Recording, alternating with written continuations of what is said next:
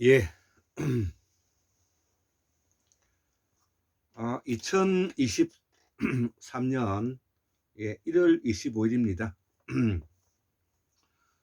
저녁 한 10시가 정도가 되었는데요.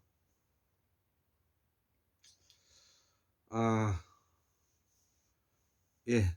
그동안 썰을 보내고, 썰을 보내고 연휴가 끝나고, 예. 오늘이 이제 그 출근을 하는 날이었죠. 예. 그래서 모두 다 이제 그 분주하게 그렇게 시간을 보냈으리라 생각을 합니다.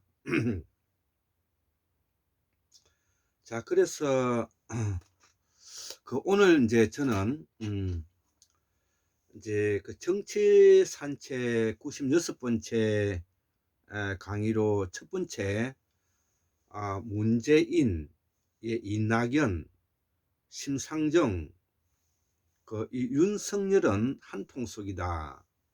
예, 검찰 구태타를 이용하여 국민 주권자에게 칼을 채우고 있다. 우리는 누구와 함께 할 것인지 선택해야 된다.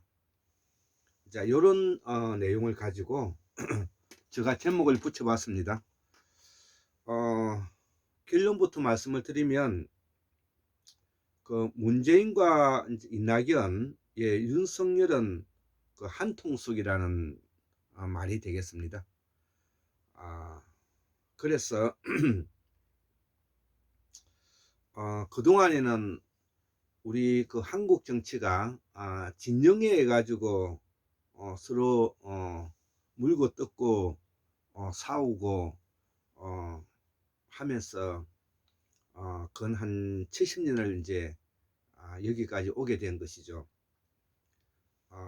이렇게 물고 뜯고 싸우게 된 이유는 우리가 분단이 되면서 극심한 이데올로기를 우리가 겪었기 때문에 그런 것입니다.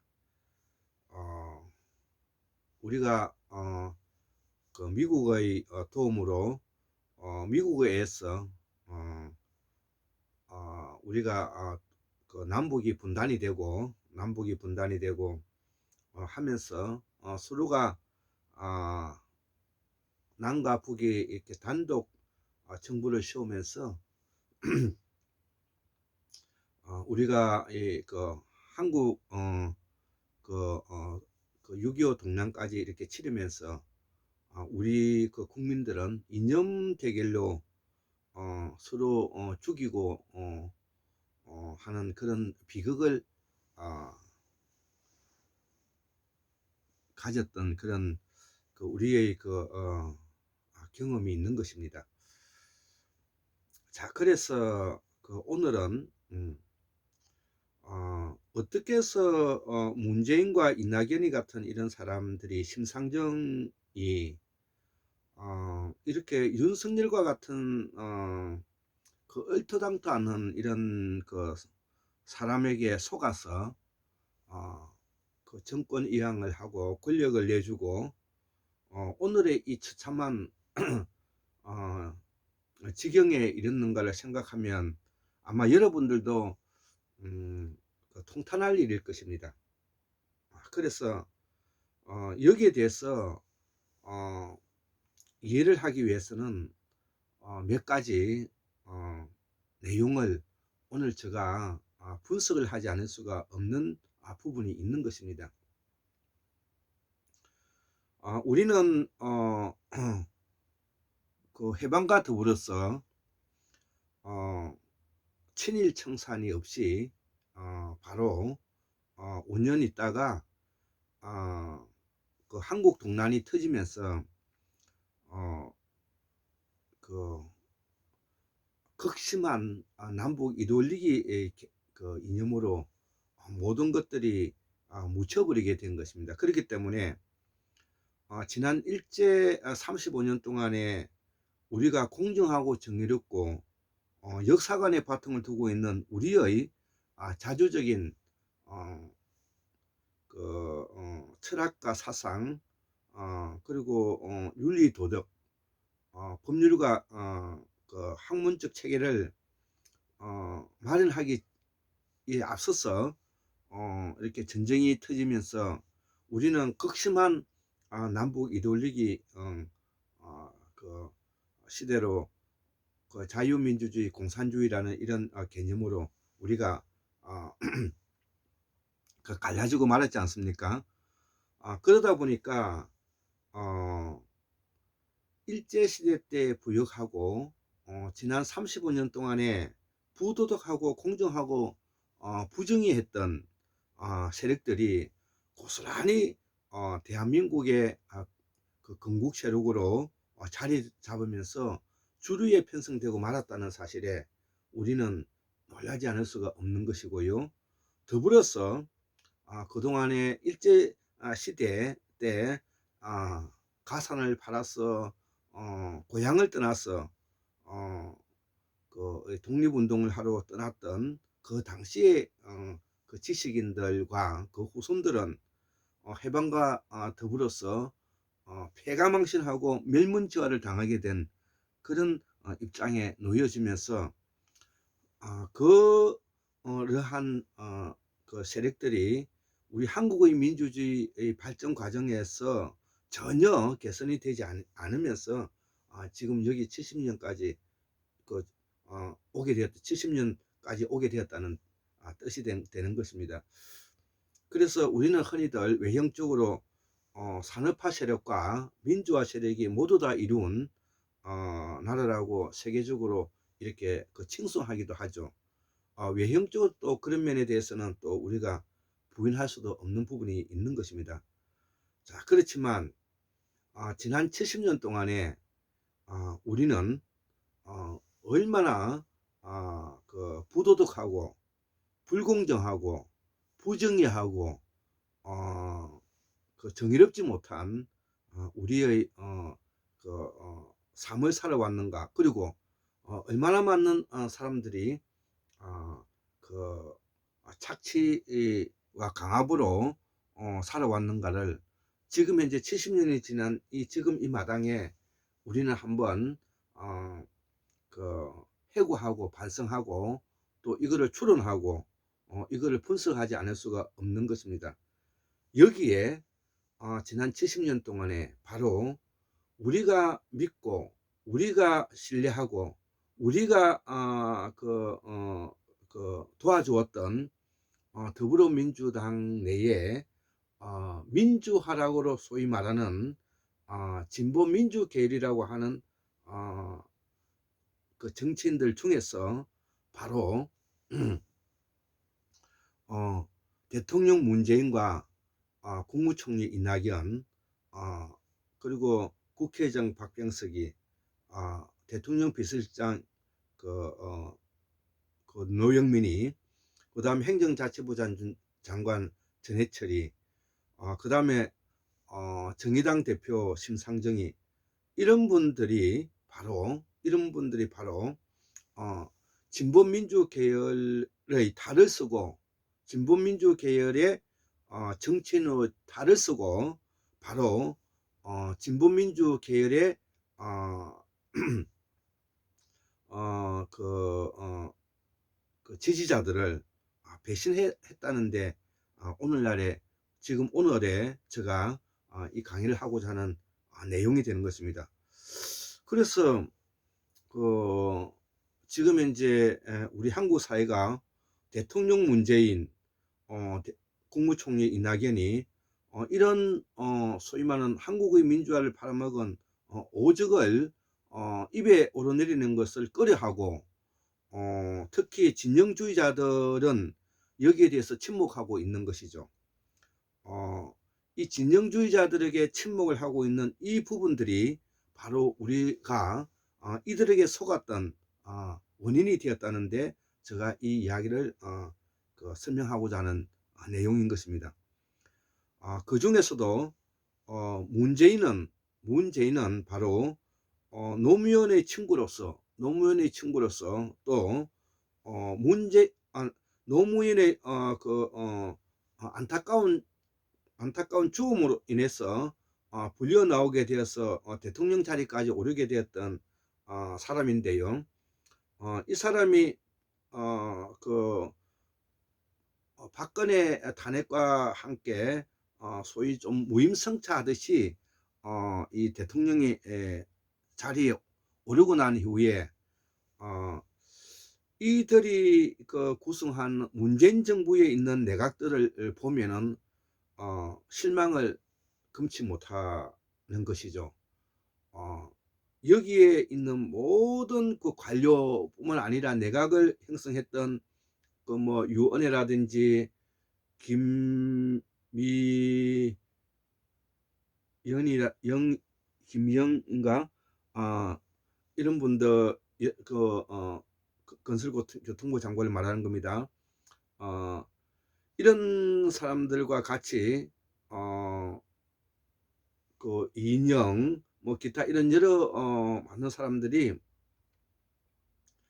이 문재인 정부가 그 180석의 국회의원 더불어민주당의 국회의원을 국민들이 몰아주었음에도 불구하고 문재인 대통령과 이낙연과 그 일파들은 전혀 5년 동안의 계획을 하지 않았죠.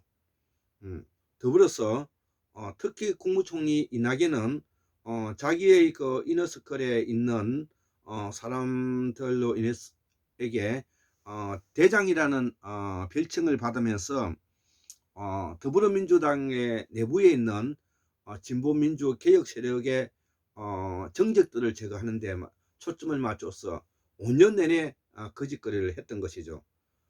최승혜의 이낙연은 조국을 친 사람이라든지 그 다음에 이낙연이가 정적을 제거하기 위해서 윤석열이가 검찰총장으로 있으면서 그 조국이 법무부 장관인 조국이 그렇게 압수수색과 더불어서 난자당하고 있을 때도 이 양반은 침묵했던 것이죠. 동지를 구하지 않고 등에 칼을 꽂았던 사람들이죠. 그렇기 때문에 특히 이 한국의 민주화를 팔아먹은 그 오적인 문재인과 이낙연, 그 다음에 노영민과 박병석이 뭐 김진표, 기타 심상정이 이런 사람들은 이번 기회에 털어내야 된다. 이렇게 이제 저는 생각을 하는 것입니다. 이들을 우리가 노무현 재단 이사장을 하고 또 노무현 대통령의 친구라고 해서 우리가 문재인을 우리가 내버려 둔다면 앞으로 두고 우리가 진보 민주 계열의 이런 그 안타까움으로 후회로 그 원망으로 저는 남게 되리라 생각해서 이번 기회에 우리는 대통령 문재인과 국무총리 이낙연, 국회의장 박병석, 대통령 비서실장 노영민, 그 다음에 정의당 대표 심상정을 털어내야 된다. 이렇게 생각을 해서 제가 오늘 이렇게 정치산책 96번째 첫 번째 강의로 이렇게 하는 것입니다. 그래서 이러한 이유로 인해서 지금 현재 한국의 민주화의 위기가 오고 우리가 지금 현재 그동안에 국민들이 땀 흘려서 노력했던 한국의 그 발전과 노력에 과거에 우리가 남미의 아르헨티나라든지 브라질이 세계 10개국의 부국으로 이렇게 명성이 자자했지만 지금 현재는 몰락하였고 또 지금 현재 우리가 필리핀이라는 그 나라도 과거에 매우 잘 살았던 나라였는데 몰락했죠. 지금 현재 검찰 쿠데타 세력인 이 윤석열과 한동훈이 김건희를 우리가 방어해내지 못한다면 우리는 틀림없이 그들의 나락으로 그 추락할 것이 분명한 사실이고요. 제가 그 3년 전부터 조국의 그 검찰 그 개혁 촛불혁명 때부터 윤석열이가 검찰 구테타 세력이 권력을 잡게 되면 우리는 우리는 권력 교체기마다 번번이 이 구테타 세력에 의해 가지고 그 우리가 권력을 찬탈당하는 그런 그 입장에 놓이게 된다. 우리가 해방과 더불어서 이승만이와 같은 개쓰레기 같은 그 지도자에 의해서 우리가 속아서 그 이승만에게 그 권력을 주었고요. 그 이후에 박정희 대통령 군사 구테타, 그 다음에 5.16 군사 구테타, 그 다음에 10일이 뭐냐면 신군부 구테타, 그리고 이번에 검찰 구테타까지 우리 한국의 그 정치 집단들에게 모두 다 농락당하는 그런 처참한 맛을 우리가 보게 되었다는 것입니다. 그래서 더 이상은 우리 국민들이 이러한 이 아픔과 고통에서 우리가 벗어나기 위해서는 우리는 누구와 손을 잡고 또 우리는 누구와 함께 이 난국을 타개해야 될 것인지 우리가 고민해 보지 않을 수가 없다는 것입니다.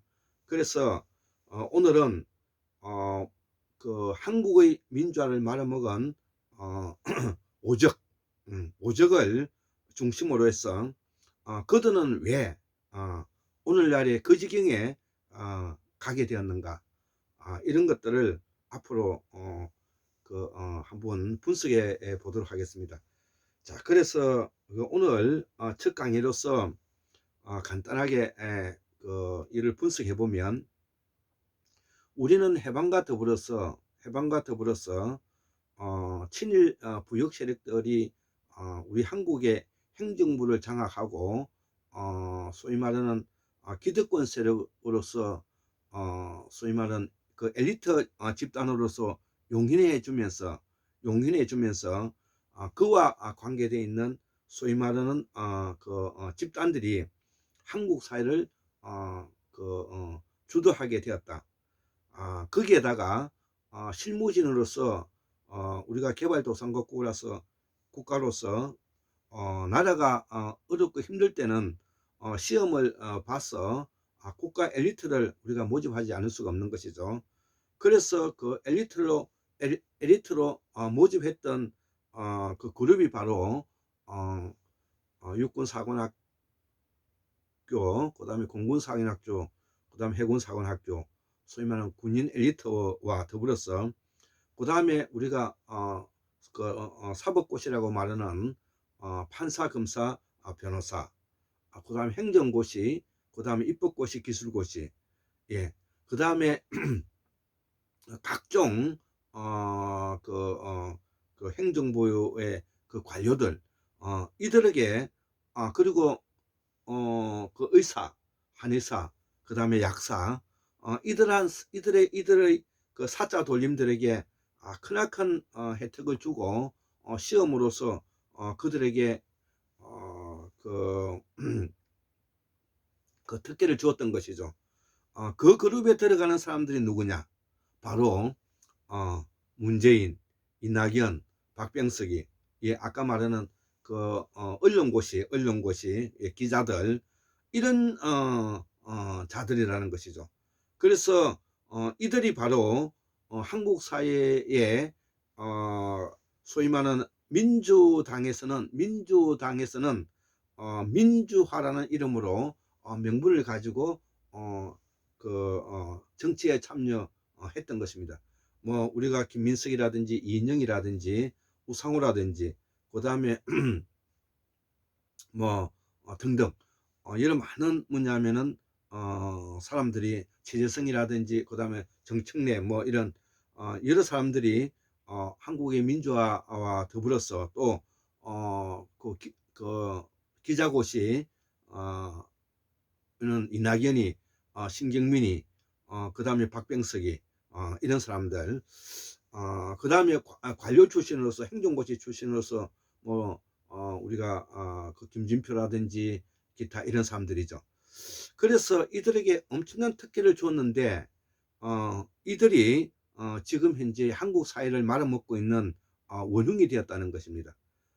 그래서 과거에 문재인 대통령은 바로 인권 변호사도 하고 노무현의 친구로서 그리고 훌륭한 인품을 바탕으로 해서 지금까지 대통령 자리까지 오르게 됐는데 대통령 자리에 그는 바로 책임을 지는 자리이기 때문에 권력을 재창출하지 못한 것 같아 버려서 그동안에 윤석열의 거짓말을 방치함으로써 윤석열의 거짓말을 방치함으로써 진영의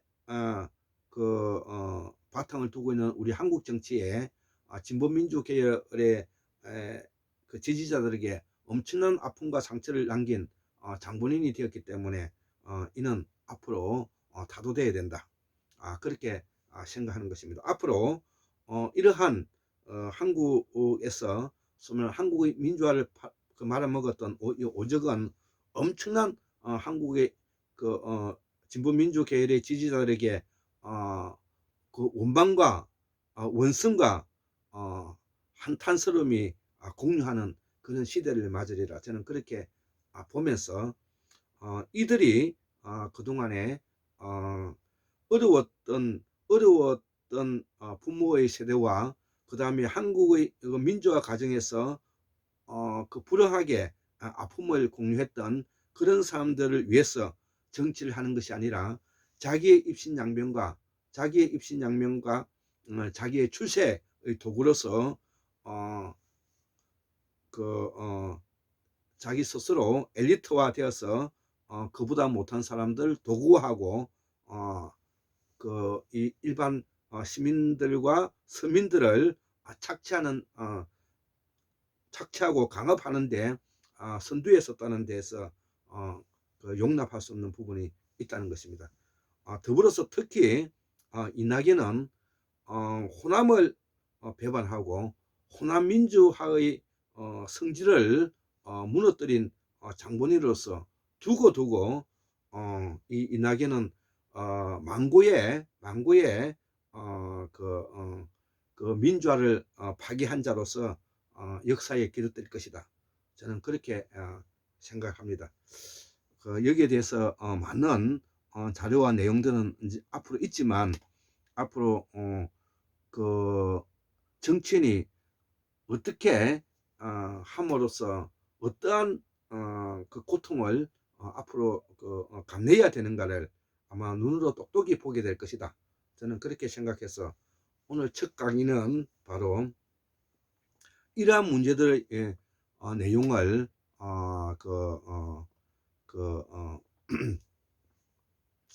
선제로 띄우고 앞으로 하나하나 차분하게 설명 한번 해볼까 합니다. 예, 감사합니다.